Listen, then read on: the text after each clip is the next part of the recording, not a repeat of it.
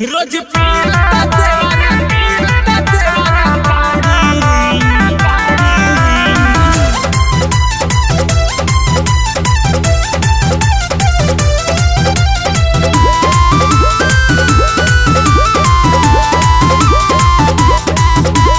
ऐसन जवनिया के चली गई छोड़ छीले पियाज तू पिया बंगलोर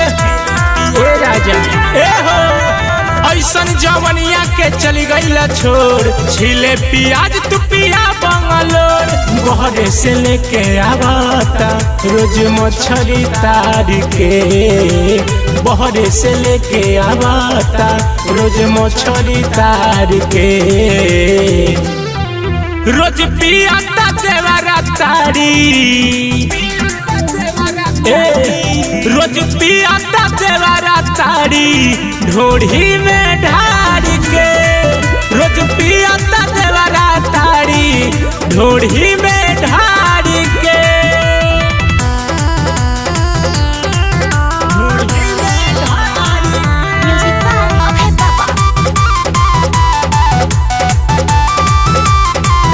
होता न सहनी गजन बड़ी करता पकुसी लगा के पिछवे से चढ़ता ए राजा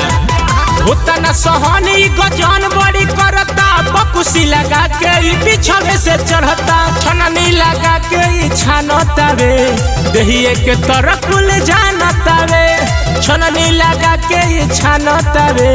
दहिए के तरफ ले जानता वे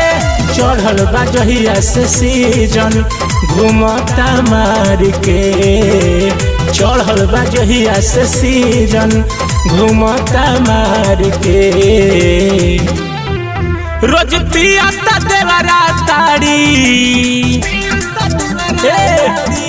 रोज पियाता देवारा तारी ढोढ़ी में ढार के रोज पियाता देवारा तारी ढोढ़ी में ढार के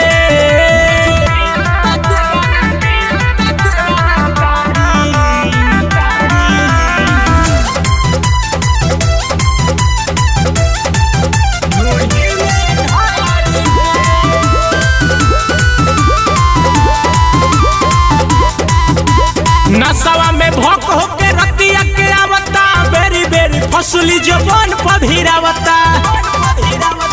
ए राजा